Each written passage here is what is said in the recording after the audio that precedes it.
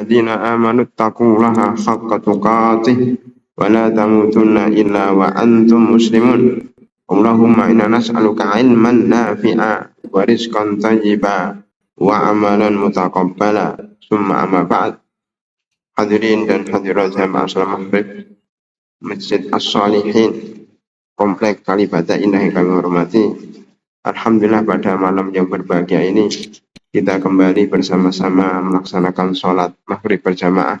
Mudah-mudahan Allah Subhanahu wa Ta'ala menerima segala amal ibadah kita. Amin ya rabbal alamin. Hadirin dan hadirat, kita masih membahas kitab Arba'in An-Nawawiyah, ya, karya Imam Nawawi. Kita sampai kepada hadis ke-7. Artinya kita sudah 7 pertemuan ditambah materi-materi sebelumnya, ya, sebelum hadis Arba'in Nawawiyah. Hadis pertama sekedar mengingatkan adalah hadis Umar bin Khattab radhiyallahu anhu tentang niat, innamal a'malu binniyat. Karena permulaan sebuah ibadah harus niatnya ikhlas lillahi ta'ala.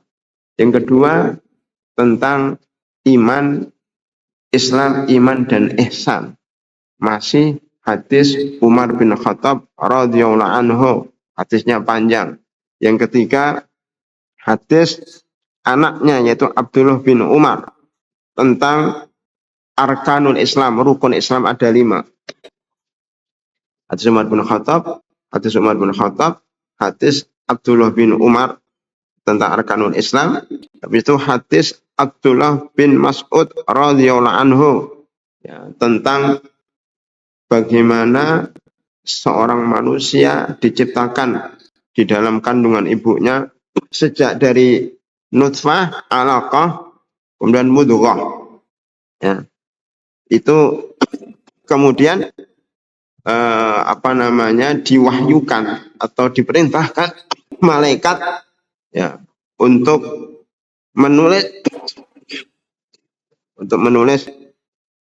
4 hal itu, 4 takdir.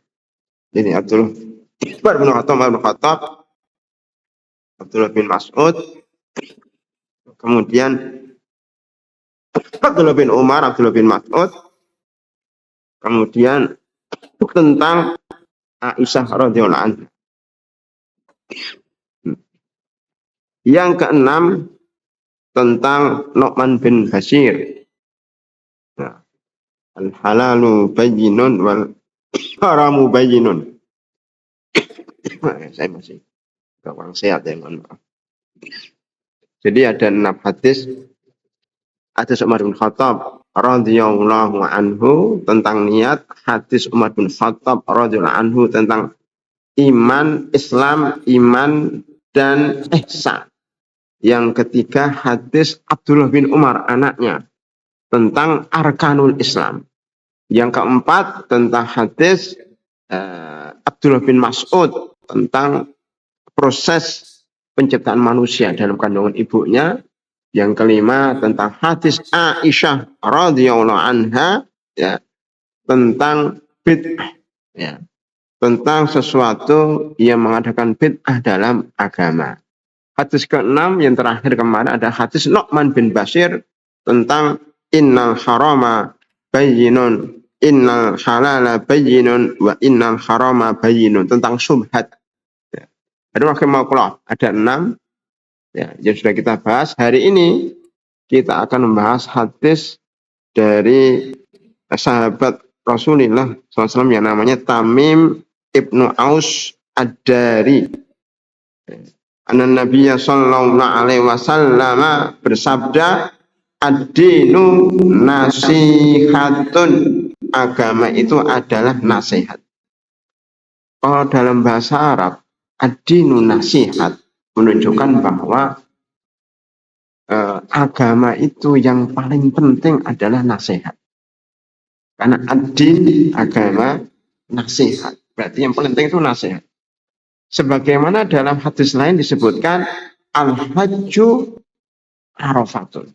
Haji itu adalah wukuf di Arafah. Berarti wukuf di Arafah itu salah satu rukun haji yang paling penting. Karena tanpa wukuf di Arafah, hajinya tidak sah. Hatta orang yang sakit di rumah sakit itu walaupun diopnam dibawa ke Arafah dengan ambulan, menunjukkan pentingnya wukuf di Arafah bagi jamaah haji. Di sini juga begitu. Agama adalah nasihat. Jadi nasihat itu sangat penting dalam agama Islam. Kalau tidak ada nasihat, maka Islam tidak ada. Ad-dinu nasihat. Nasihat itu apa? Nasihat itu dalam bahasa Arab artinya tulus. Nusku itu tulus. Murni, tidak tercampur dengan yang lainnya. Kalau kita ada bensin, bensinnya murni, tulus, murni, tidak bercampur dengan air atau cairan-cairan yang lainnya, bensinnya murni. Itu nasihat nusku. Berarti maksudnya apa? Agama itu adalah kemurnian hanya untuk Allah Subhanahu wa Ta'ala. Ikhlas. Salah satu rukun diterimanya amal ada dua ya. Asyhadu an la ilaha illallah. Saya bersaksi bahwa tiada yang berhak disembah kecuali Allah. Itu berarti nasihat ikhlas. Wa asyhadu anna Muhammad Rasulullah. Saya bersaksi bahwa Nabi Muhammad adalah utusan Allah Sallallahu Alaihi Wasallam. Itu menunjukkan setelah kita ikhlas, kita harus mutaba'ah, mengikuti cara Nabi Muhammad SAW dalam beribadah. Jadi tujuan kita hidup ini untuk menyembah Allah. Tapi bagaimana caranya? Caranya mengikuti tuntunan Rasulullah SAW dengan belajar, dengan baca hadis. Baca hadis-hadis ini termasuk cara beribadah kepada Allah Subhanahu Wa Taala. Biar ibadahnya diterima, biar ibadahnya tidak ditolak oleh Allah Subhanahu Wa Taala. Maka ad-dinu nasihat, agama itu nasihat adalah setengah daripada isi agama karena keikhlasan. Kemudian pada rahimahullah, keikhlasan ini ditanya oleh sahabat, qalu liman? Ya. Qulna liman? Nasihat untuk siapa ya Rasulullah? Nasihat untuk siapa Rasulullah? Rasulullah menjawab, nasihat untuk Allah Subhanahu wa Ta'ala. Nasihat ini ditujukan untuk Allah Subhanahu wa Ta'ala. Ya. Qulna liman? Qulna liman? Qala lillah, untuk Allah. Di sini akan disebut lima. Terima kasih. Untuk Allah, untuk Rasulnya, untuk kitabnya, untuk Rasulnya, untuk pemimpin, dan untuk orang awam. Mudah-mudahan bisa dihafal. Kita ikhlas itu ditujukan untuk Allah, untuk kitabnya, untuk Rasulnya, untuk pemimpin kaum muslimin, dan untuk umat Islam secara keseluruhan. Mari kita bahas satu persatu apa yang dimaksud nasihat untuk Allah Subhanahu wa Ta'ala. Diberikan air hangat.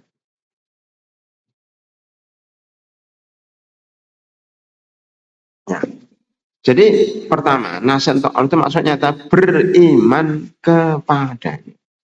Kita beriman kepada Allah Subhanahu wa Ta'ala, jelas ya. Kemudian mentauhidkan Allah Subhanahu wa Ta'ala, tidak mensyirikkan. Mempelajari tentang Allah. Allah Subhanahu wa Ta'ala berfirman di dalam surat Muhammad, surat ke-47 ayat 19. Fa'lam annahu la ilaha illallah.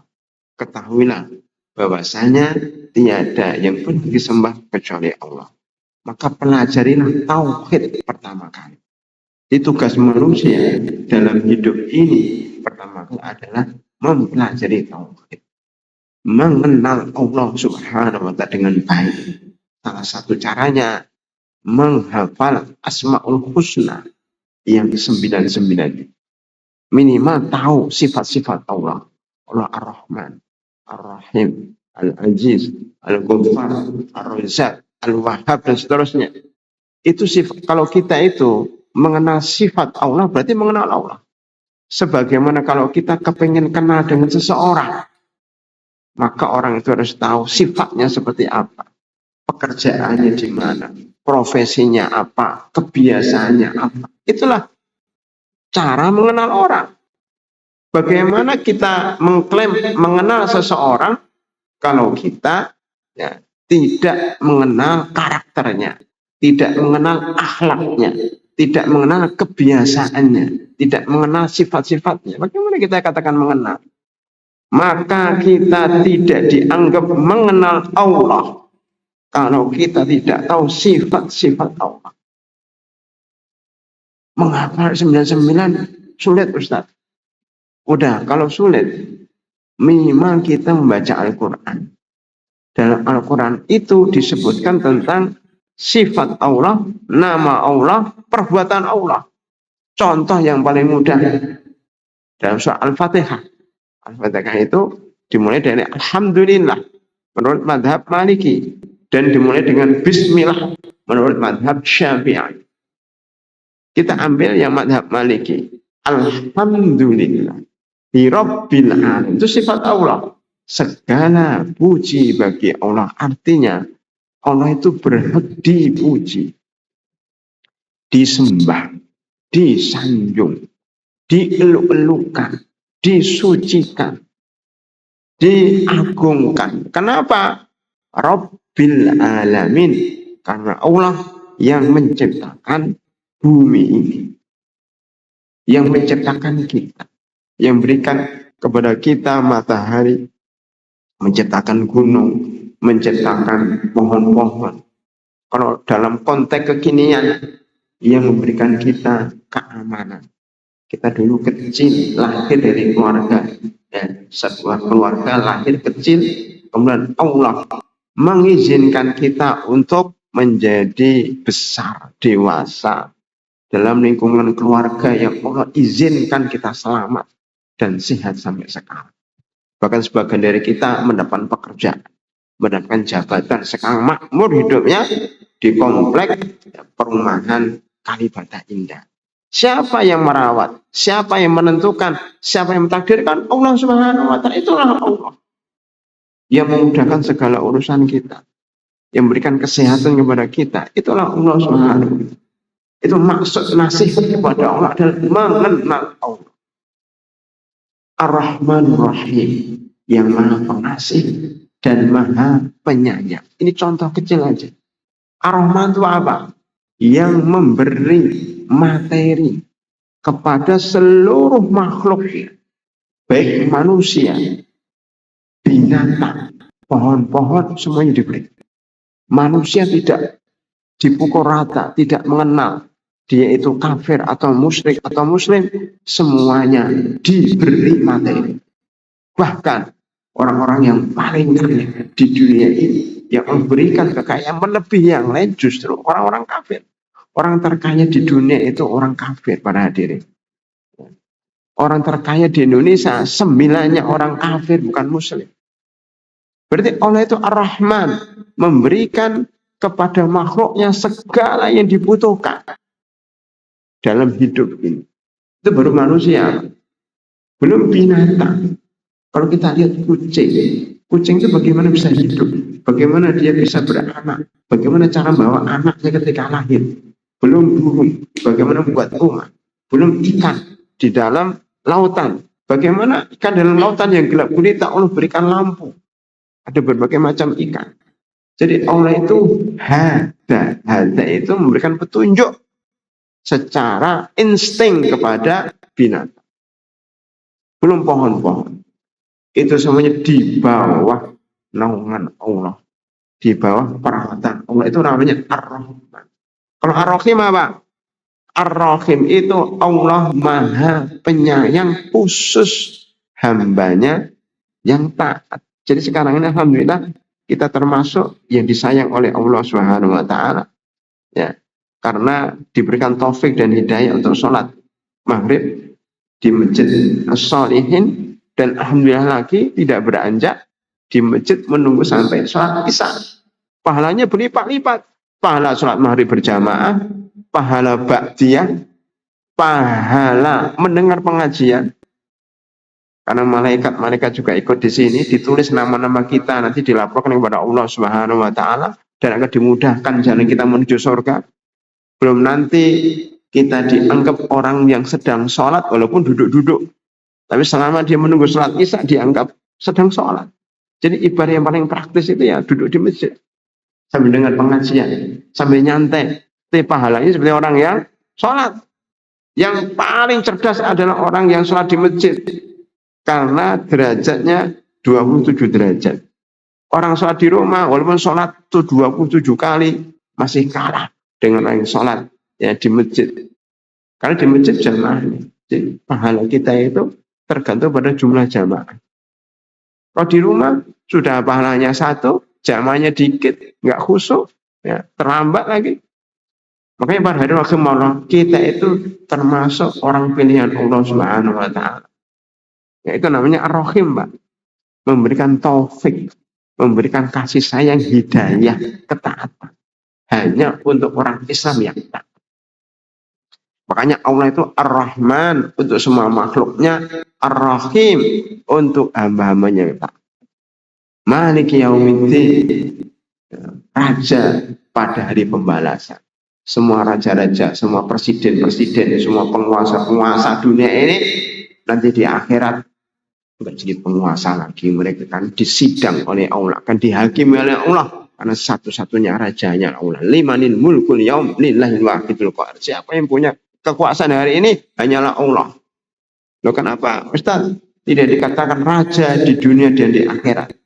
Kalau dikatakan raja di dunia, banyak orang yang mengaku dirinya raja. Mengaku dirinya paling berkuasa di dunia ini. Tetapi kalau di akhirat tidak ada yang mengklaim. Makanya maliki yaumiddin. Ini hanya contoh, Pak. Mengenal Allah dengan 3 ayat saja itu sudah luar biasa. Alhamdulillahirabbil alamin, Ar-Rahmanir Rahim, maliki yaumiddin. An-nasihat untuk siapa? Untuk Allah. Maksudnya apa? Mengenal Allah. Mengenal tauhid, mempelajari tauhid, tidak mensyirikannya. Cinta kepada Allah. Cinta kita kepada Allah harus melebihi cinta kita kepada anak dan istri sama harta. Bapak kalau mendengar kisah-kisah para sahabat luar biasa. Ada Suhaib Ar-Rumi. Itu orang kaya di Mekah. Ketika Rasulullah SAW hijrah, dia juga ikut hijrah. Tapi dicegat oleh orang-orang kafir. Mau kemana? Kata Suhaib Ar-Rumi, mau ke Madinah. Ngapain? Menyusul Nabi Muhammad SAW dan para sahabat. Tidak boleh. Tidak boleh. Kenapa tidak boleh? Pokoknya tidak boleh. Jadi penguasa Mekah itu pakai bahasa pokoknya nggak boleh. Dan terus nggak boleh. Kalau tetap hijrah, bunuh. Kemudian Suhaib Ar-Rumi mengatakan, baik, saya punya harta di Mekah, punya properti ini, punya perusahaan ini, punya uang cash, punya uang di rekening kalau zaman sekarang. Ambil semuanya. Uang itu dengan syarat biarkan saya pergi ke Madinah. Maka orang jahiliyah yang mata duit ini oke. Saya ambil uang Anda, kamu pergi ke Madinah. Akhirnya beliau pergi ke Madinah seorang diri, sebatang kara, tanpa bekal kecuali baju yang ada dalam badannya. Saya Madinah. Rasulullah mengatakan Robi halbai. Sungguh jual belinya beruntung. Wa minan nasi may yasri nafsahu tiqwa amradatillah wa huwa raufum bil ibad. Dalam surah Al-Baqarah 207. Allah berfirman, di antara manusia ada yang menjual dirinya, menjual hartanya untuk Allah. An-nasihatu lillah, lebih mencintai Allah daripada harta seisinya, daripada harta dan dunia seisinya. Begitu para hadirin, kalau orang itu sudah beriman, sudah yakin itu kecil hartanya. Harta itu kecil, dunia itu kecil. Itu orang yang benar-benar imannya. Maka iman itu mahal, Pak. Karena para sahabat bisa seperti itu karena iman. Kita juga bisa seperti itu, Pak. Indonesia ini kenapa mundur? Karena banyak korupsi. Sekarang lagi rame-rame ya. Pejabat-pejabat yang dulunya ya ugal-ugalan dalam mengeruk uang negara mulai panik. Karena ada orang-orang yang satu orang yang jujur, 2 orang yang jujur cukup menggegerkan Indonesia ini, menangkapi orang-orang yang menggarung uang negara.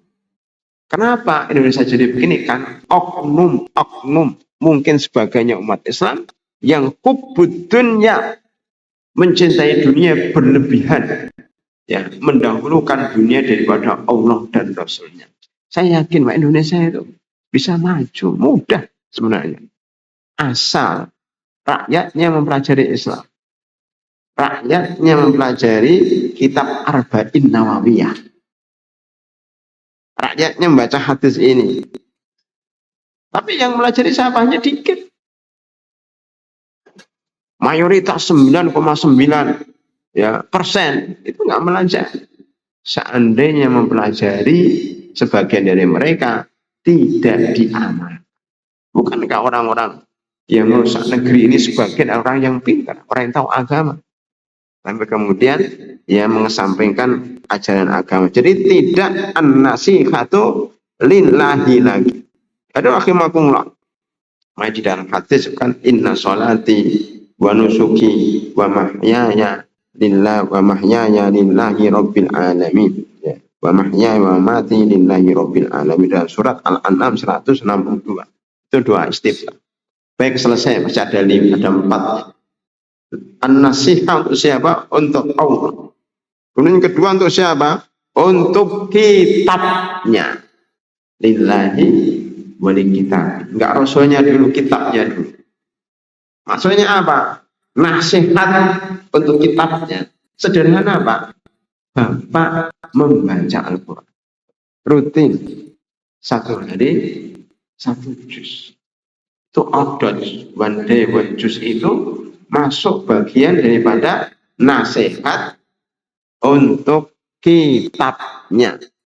Setelah nasihat untuk Allah, nasihat untuk kitabnya. Kita tulus untuk berkhidmat kepada kitab Allah dengan cara membacanya. Sehari 1 juz. Tidak mesti sehari 1 juz. Semampunya, tapi penting baca Al-Quran. Kalau bisa dihafal ayat-ayat pendek. Qul huwallahu ahad. Qul a'udzu bin falaq. Qul a'udzu bin nas. Kemudian qul huwallahu ahad, ya. Kemudian inna ataina kalau yang pendek-pendek minimal kita baca. Kalau bisa juz amal lah, ya. Juz amal yang pendek-pendek dari wadzuha wal laili idza saja dibaca imam tadi, minimal kita hafal itu dan kita ulang-ulang, ya. Itu termasuk nasihat li kitabihi, nasihat untuk kitab. Minimal Pak, kalau kita agak sulit untuk melajari Al-Quran dan menghafal, minimal baca sedikit-sedikit tafsirnya, baca terjemahannya. Di sini ada buku-buku, ya, terjemah, ada buku tafsir, baca. Atau minimal kalau kita punya uang, kita mudahkan orang-orang yang ingin menghafal Al-Quran. Ya, kita buka TK Al-Quran, kita buka TPA, kita dukung dengan harta sebagai pengganti karena kita nggak bisa menghafal Al-Quran, kita nggak ada waktu untuk melajarinya, udah dukung orang-orang yang ingin khidmat kepada kitabnya. Alhamdulillah, ya mungkin sebagian sekarang di Indonesia banyak rumah-rumah tahfidz, ya, yang dikelola oleh para muhsinin, oleh orang-orang yang punya uang, donatur-donatur itu subhanallah luar biasa semangat untuk berkhidmat kepada kitabnya dengan cara menghormati para hufadzul Quran, para pelajar yang menghafal Al-Quran. Itu minimal Pak. Jadi kalau kita nggak bisa, nggak sanggup diri sendiri untuk menghafal, membaca banyak-banyak, minimal membantu orang lain. Dan pahalanya banyak. Pahalanya besar. Ya. Kita memudahkan orang untuk khidmat li kitabillah, nasihat li kitab. Berikutnya apa? Dengar kajian tafsir. Di sini ada nggak kajian tafsir? Ada. Ini kan kajian hadis. Pekan 1, pekan 2, pekan 3 nggak ada kajian tafsir. Belum. Kajiannya apa ini? Kitab, ya. Boleh kitab, ya. Minimal ya sebenarnya kajian hadis, kajian kitab, kajian apa saja sebenarnya pasti itu pasti mendukung Al-Quran. Kita baca hadis tapi kan larinya ke Al-Quran, baca kitab larinya ke Al-Quran, karena semua itu sarah tafsir berjalan. Jadi kita baca hadis ini tafsir Al-Quran juga. Minimal kalau kita ada waktu kosong, lagi di mobil, lagi di mana, nyetel itu kajian-kajian tafsir ya dari online, dari YouTube. Nah, itu termasuk kita khidmat kepada kitab ya. Atau kita membagikan mushaf ke pedalaman, karena ternyata di Indonesia itu yang punya mushaf itu dikit loh Pak. Mungkin karena kita di Jakarta ya mushafnya lebih-lebih kayak gini. Itu di Jakarta. Belum di Jawa Barat yang sudah mulai ada kampungnya, ada tempat-tempat pelosok. Ya semuanya coba kalau kita teliti. Ada penelitian Pak. Kira-kira ya pesannya bahwa masih sedikit orang Islam yang mempunyai Al-Quran, itu masih sedikit. Mereka di pedalaman. Apalagi di pedalaman. Hampir mereka nggak punya. Maka banyak lembaga-lembaga yang kemudian mengelola atau mengkoordinir orang-orang yang mau infak dengan Al-Quran hanya 50.000 aja. Kita beli mushaf, kita kirimkan ke pedalaman, maka Bapak dapat pahala selama hidup. Bahkan sampai hari kiamat, kalau mushaf itu dibaca. Orang-orang Islam yang di pedalaman, yang nggak punya mushaf, dengan bantuan Bapak tadi, dia membaca Al-Quran. Sekali khatam, Bapak ikut pahala, dapat. Setiap membaca, Bapak dapat. Setiap membaca, Bapak dapat. Itu namanya kerja cerdas. Jadi kerja itu bukan hanya kerja keras saja, Pak. Bukan hanya kerja tuntas saja. Bukan hanya kerja ikhlas saja, tapi kerja cerdas. Dengan cara tadi menginfakkan mushaf ke rumah-rumah tahfidz, ke orang-orang pedalaman, orang-orang yang belajar Al-Quran. Insya Allah memberikan pahala sama kita. Itu nasihat kepada kita. Yang keempat, yang ketiga, nasihat untuk Rasulnya. Nasihat untuk Allah sudah kita ketahui. Nasihat untuk kitab sudah kita ketahui. Yang ketiga, nasihat untuk Rasulnya. Apa nasihat untuk Rasulnya? Tadi sudah kita sampaikan. Kita mengenal Nabi Muhammad Sallallahu Alaihi Wasallam. Ini lagi musim maulidan. Di tempat kami ini lagi ada maulid besar-besaran. Tadi di Kalibata perempatan itu maulid terbesar di Jawa Barat. Habib Fulan. Itu maksudnya mungkin kita husnudzan. Mereka ingin mengungkapkan kecintaan mereka kepada Rasulullah Sallallahu Alaihi Wasallam. Kita husnudzan aja. Cuma ada cumanya, Pak. Jangan terbatas di situ. Ya, justru yang paling penting ketika kita mensyukuri kelahiran Nabi Muhammad SAW atau kita mensyukuri datangnya, karena datangnya Nabi Muhammad SAW itu ke dunia ini merupakan nikmat kita. Laqad ja'akum ya min anfusikum azizun 'alaikum, itu ada ya dalam akhir surat Taubah bahwa telah datang kepada kalian seorang rasul ya, yang ya sangat peduli dengan keadaan umat Islam. Jadi kedatangan Rasul itu merupakan nikmat Allah terbesar dalam hidup manusia. Dengan adanya Rasulullah Sallallahu Alaihi Wasallam itu manusia diselamatkan. Yukhrijum minadz-dzulumati ilan nur, dari kegelapan kepada terang benderang. Tapi dari rahimahullah, makanya tidak hanya sebatas ritual. Acara-acara yang besar seperti itu memang budaya Indonesia. Itu budaya Indonesia suka yang rame-rame. Giliran dibacakan hadis, pada nggak ada. Nah ini tuh baca hadis arba'in ini termasuk bentuk cinta kepada Nabi Muhammad SAW. Jauh lebih dahsyat daripada sekedar hadir di maulid. Makanya gimana cara strateginya supaya masyarakat kita ini mbok seneng belajar hadis gitu. Gimana? Dalam maulid itu mungkin dibacakan hadis arba'in nawawiyah. Saya kepingin seperti itu. Pada diri dan darurat peserta maulid Nabi kita hari ini beda. Apa? Kita membaca hadis arba'in nawawiyah dan siapkan catatan.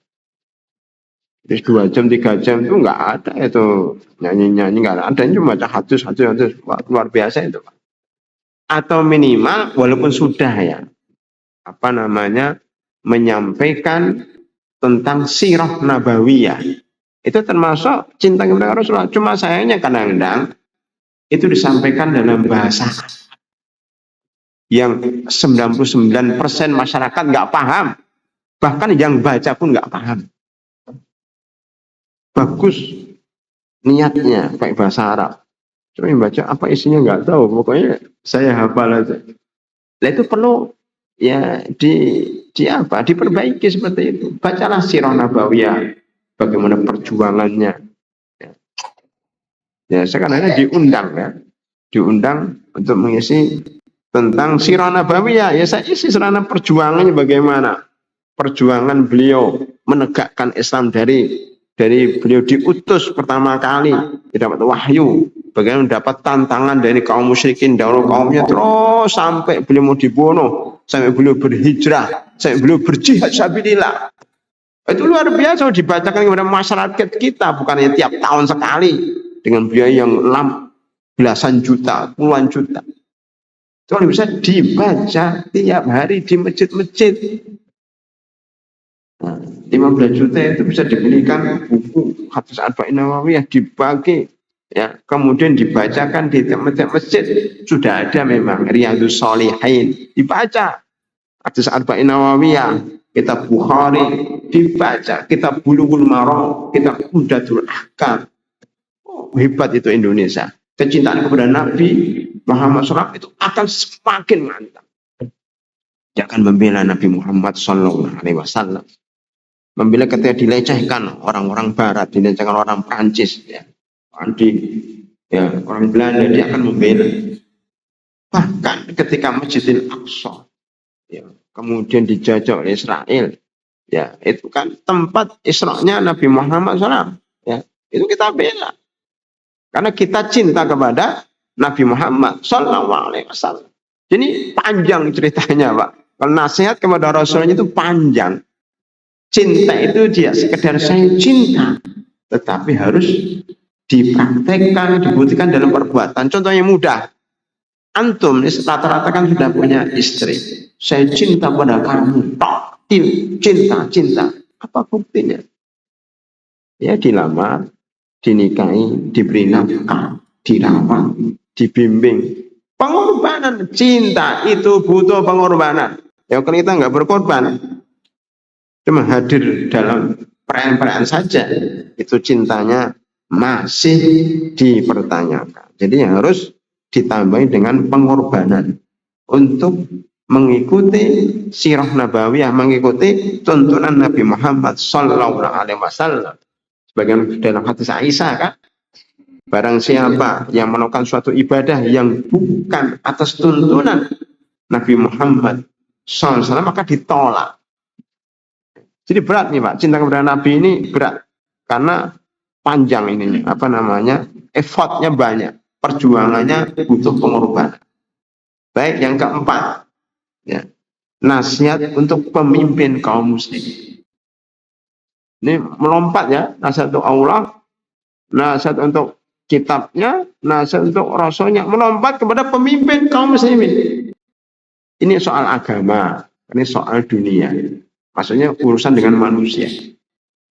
Sebenarnya sama ya dengan surat An-Nisa 59. Ya ayyuhalladzina amanu atiiullah wa atiiur rasul wa ulil amri. Kan sama di sini. Nasihat kepada Allah, nasihat untuk Allah, nasihat untuk kitabnya, nasihat untuk rasulnya, dan nasihat kepada pemimpin.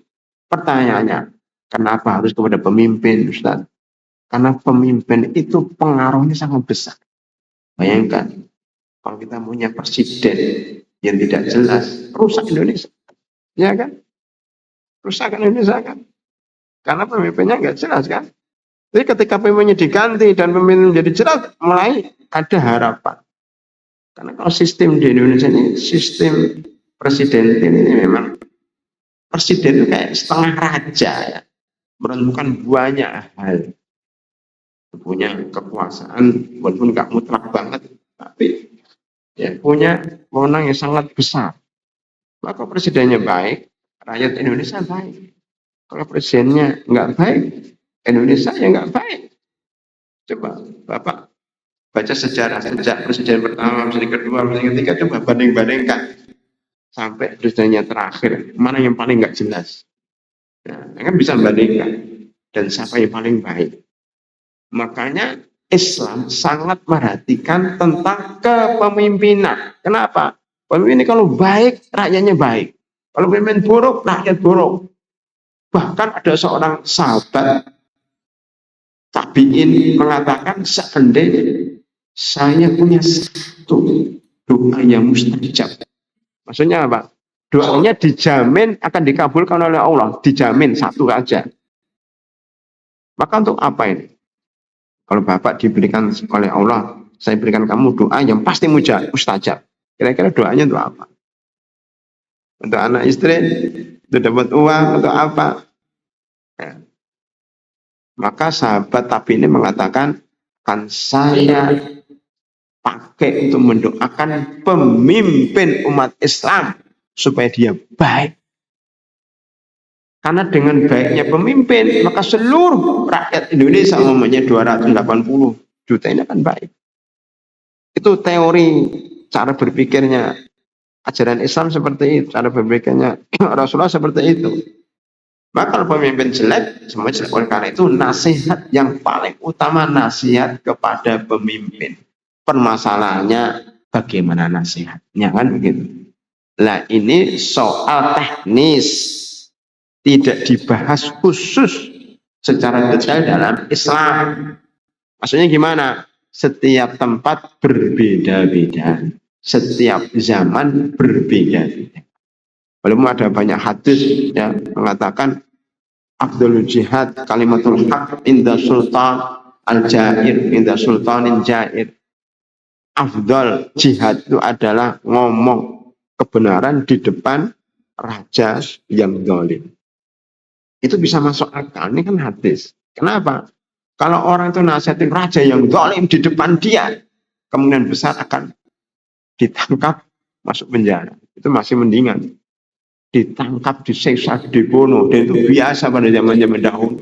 Sa'id bin Jubair itu dipanggil Hajjaj bin Yusuf Saqafi pada Bani Umayyah itu. Panglima perang yang sangat kejam yang membakar kota Mekah. Yusuf Hajjaj Saqafi. Ini dia seorang ulama besar, ulama tafsir itu disembelih di depan orang baik, di depan dia. Nah, dia membunuh banyak ulama. Kan kejam. Makanya resiko yang paling besar itu nasihat kepada pemimpin secara terus terang.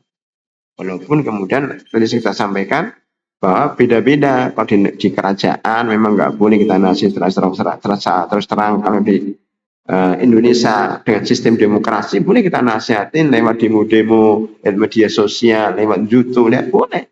Karena negara demokrasi. Jangan disamakan antara satu keadaan dengan keadaan yang lain, antara negara dengan negara yang lain. Wallahu a'lam bishawab.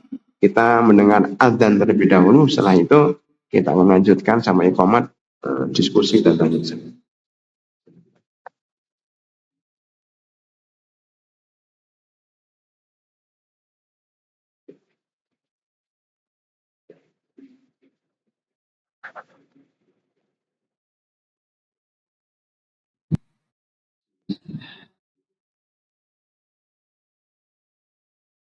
الله أكبر الله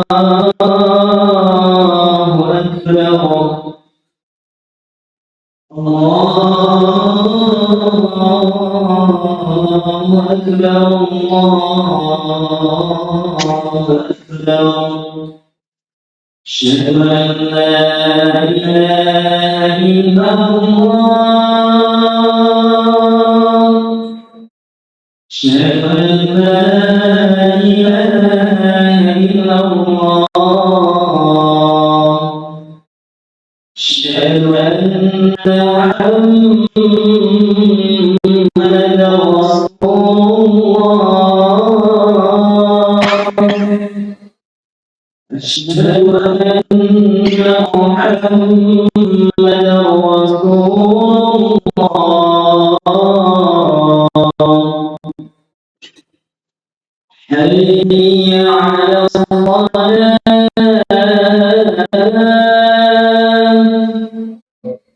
حي على الصلاة حي على الفلاح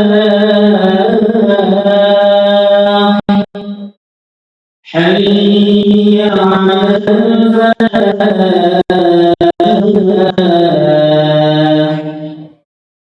الله أكبر الله أكبر لا إله إلا الله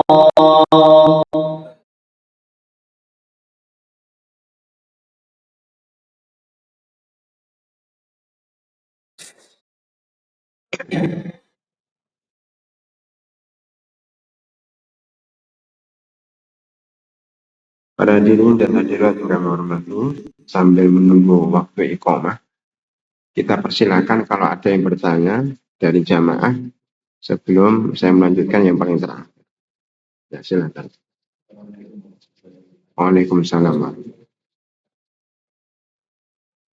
Amin, amin.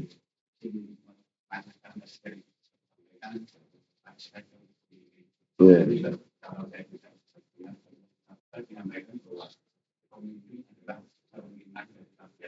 Ya.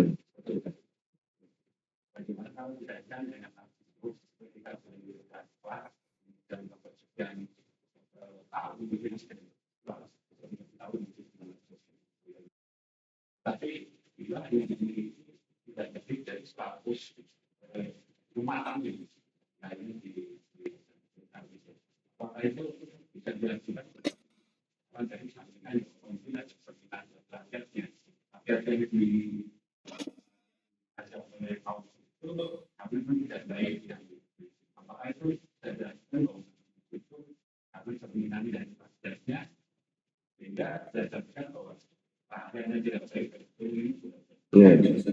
Baik, saya ralat ya.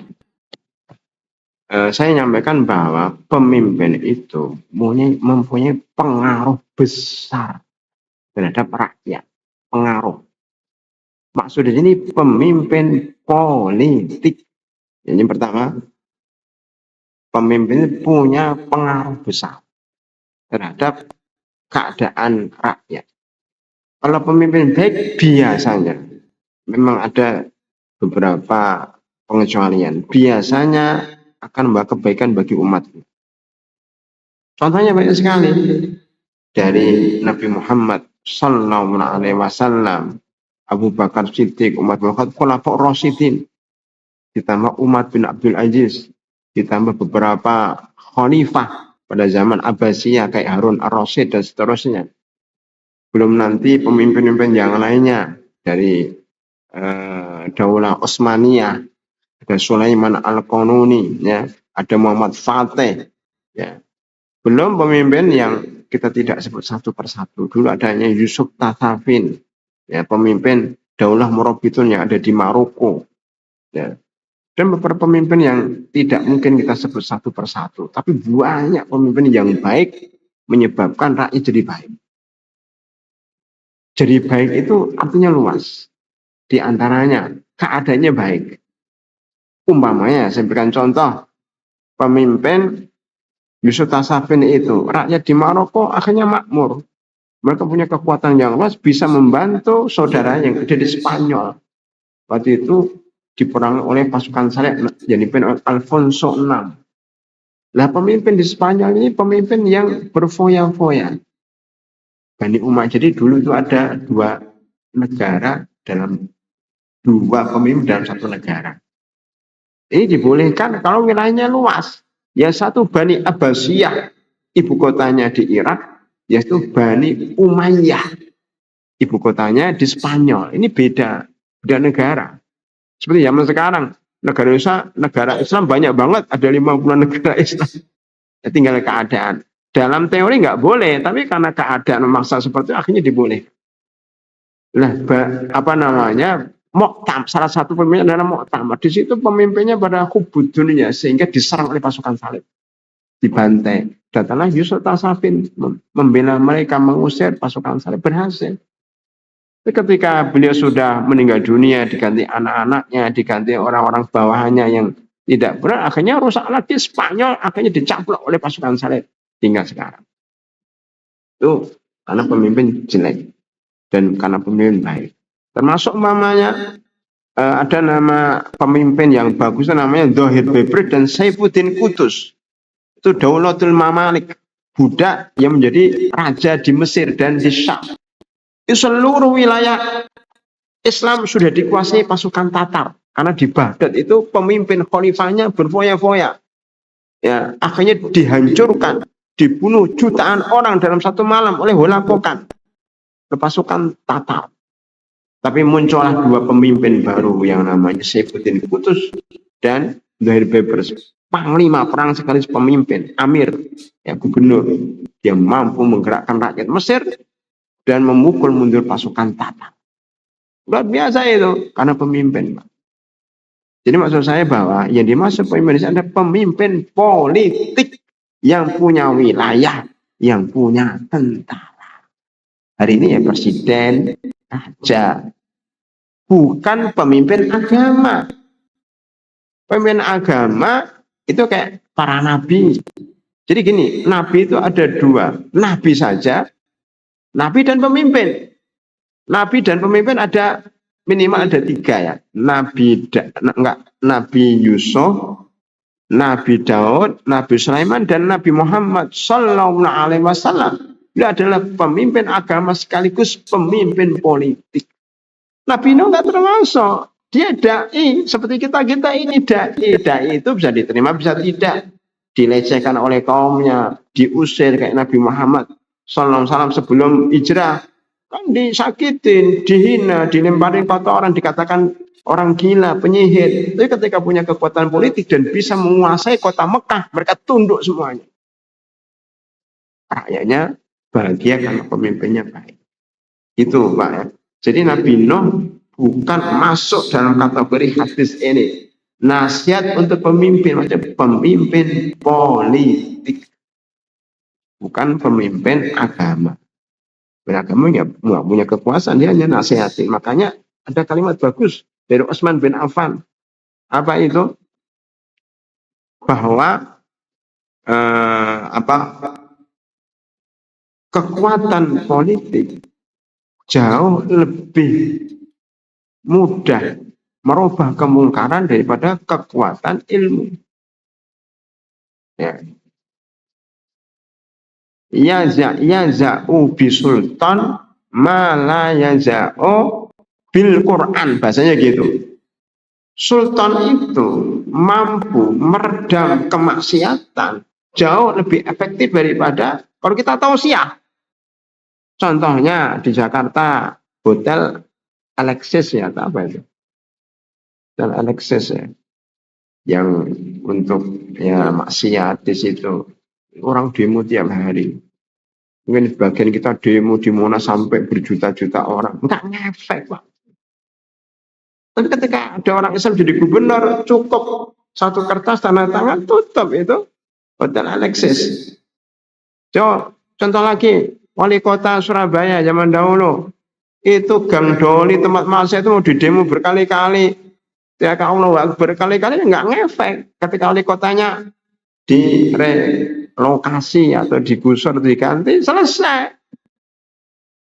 Itu Pak.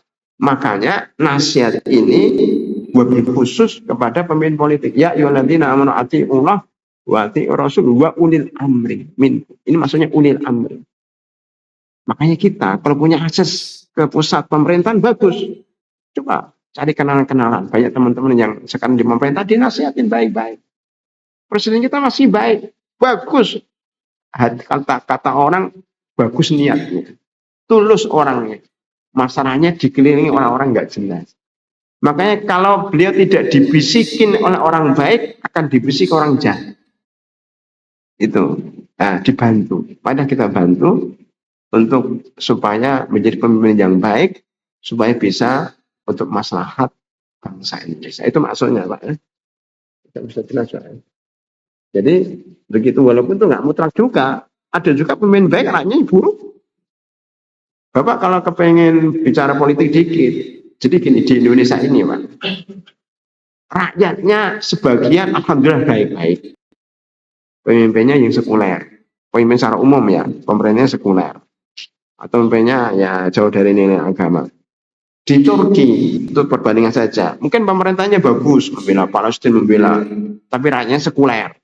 Di Turki itu rakyatnya kayak Indonesia beda lagi, Pak. Karena Eropa sana. Nah, akhirnya gitu. Jadi terjadi perbedaan dikit, tapi rata-rata jika pemimpin baik itu bisa mengaruhi rakyat jadi. Itu jawabannya. Masih berapa menit? 2 menit. Pernah? Mau nanya? Silakan. Daripada nanya di luar, nanya sini aja. Bermanfaat untuk yang lain.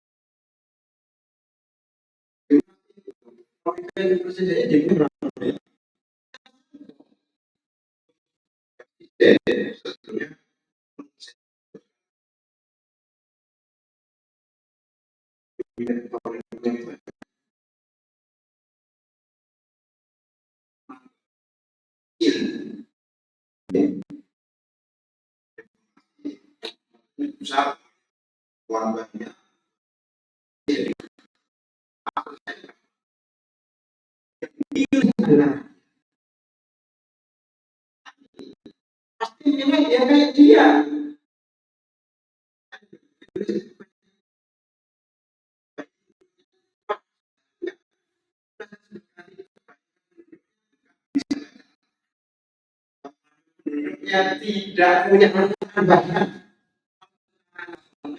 yang berlian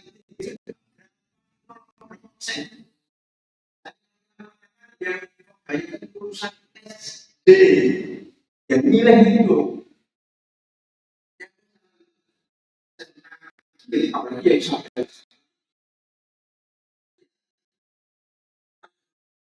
demokrasi di negara kita pasti yang bermain uang, pasti bermain oligarki, pasti bermain ada orang yang bisa membujuk dan menipu rakyat yang tidak punya ilmu yang moral itu sudah terjadi dari demokrasi.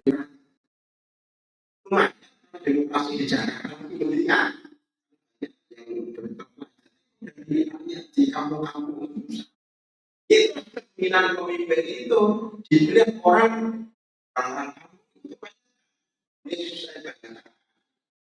seseorang mesti sebenarnya itu